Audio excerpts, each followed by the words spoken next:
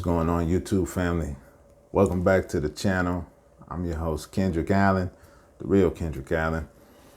Today we're going to talk about something that I see a lot of people miss, especially when I look at the numbers. When I talk to people, so many people living paycheck to paycheck and have very little money in their bank account.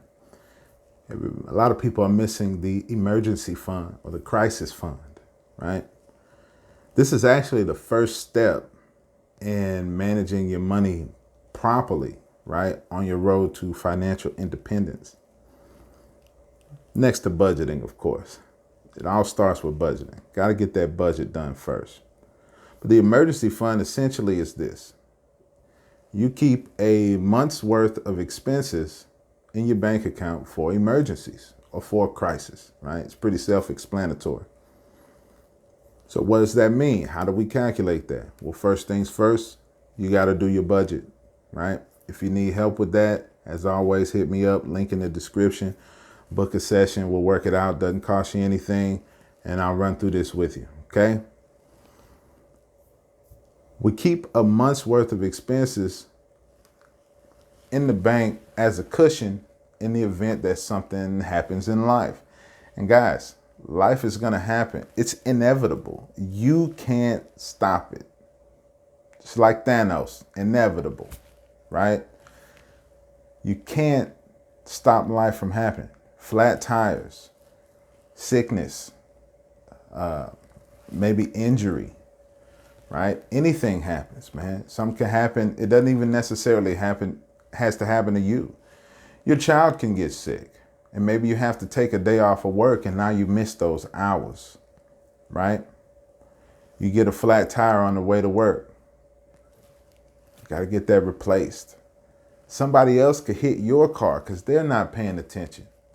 And now you got this whole insurance hiccup and maybe you need money for the deductible on your insurance, right? You got to have this safety net and this cushion available to you to help you get through tough times that are coming, right? Rule of thumb on this is you want to keep 1 month's worth of expenses. You do that by finding out how much money you need to survive in the month. That's what you find out from your budget, okay? If you don't have this emergency fund, you're like, yo, I don't have any money at the end of the month. So how am I gonna save any money to put aside like this? Well, I'm glad you asked, right?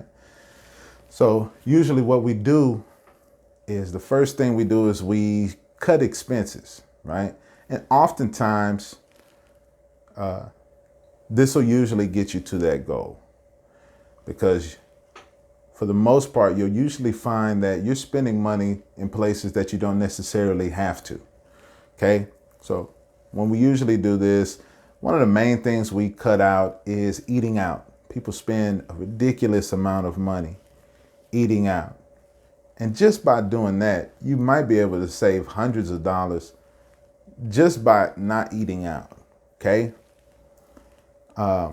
Some of these subscriptions like Netflix and Hulu and all of these other things, maybe you don't necessarily need those.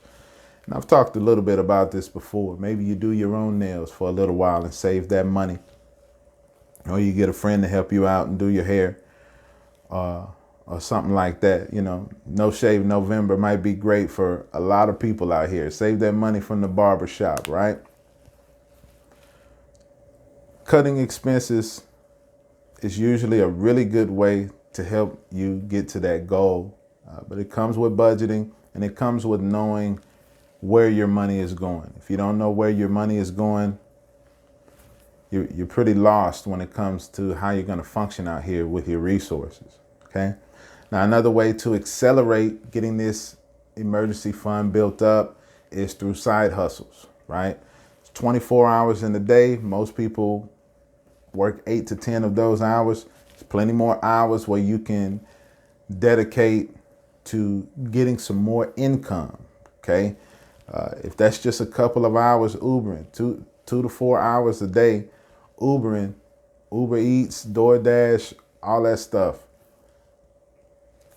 You can get a little bit of money. Maybe you start waiting tables part-time, get those tips. You're going to put that towards the emergency fund. Here's the kicker with this, man. Just because you're making more money doesn't mean you spend more money. Okay? This is to help us build this emergency fund, because this is going to be crucial to helping us move forward comfortably in our goal of financial independence, right? So side hustles are great. There's a few of them that I really, really like that I participate in. If you want to know about those, book a session, hit me up. We could chop it up, or just send me an email and I'll tell you all about them, right? So, I keep about 3 months worth of expenses in my bank account. But I do it for a couple of reasons, not just for the cushion. Okay. One, my expenses are low, so I like to keep a little bit more than what my expenses are, right? But I also keep money there for opportunity. In the event I come across something that is a great opportunity for me to flip, or to make more money, or to invest in relatively quickly, so I can get a quick turnaround on it. So I keep money there for positive things as well. I come across cool stuff all the time, great ideas all the time. Sometimes for me, it's worth giving it a try just to see if I can get a good turnaround on it. So I have that money there, so I don't have to miss out on opportunities. So that's another great reason for you to have money liquid available for you at the drop of a dime in the event something happens. Okay. And another reason I keep it is just because more people depend on me. It's not just me, right? You still have a wife and kids and the family members and stuff like that. So it's important for me to have enough available in case I come across two or three or four crises at a time. And sometimes that happens, right? One of my old mentors had told me years ago, it's like, look, man, you are one medical bill away from bankruptcy, right? Most people are one medical bill away from bankruptcy. And these are bills you can't avoid, right? If you get sick, if you get injured, you got to go take care of that, man. And then if you don't have the cushion or the safety net, you might lose your house. You might lose your car, right? You might lose your livelihood over some medical bills that you couldn't control. Whereas you can control your spending, and you can control how much income you make, right? You can't control how much money you put away for emergencies. These are a lot of things that you can control. What if you get laid off from your job?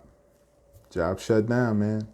You need to be able to survive for a few months while you're finding the next gig, right? And unemployment's only going to give you a fraction of what you're accustomed to making.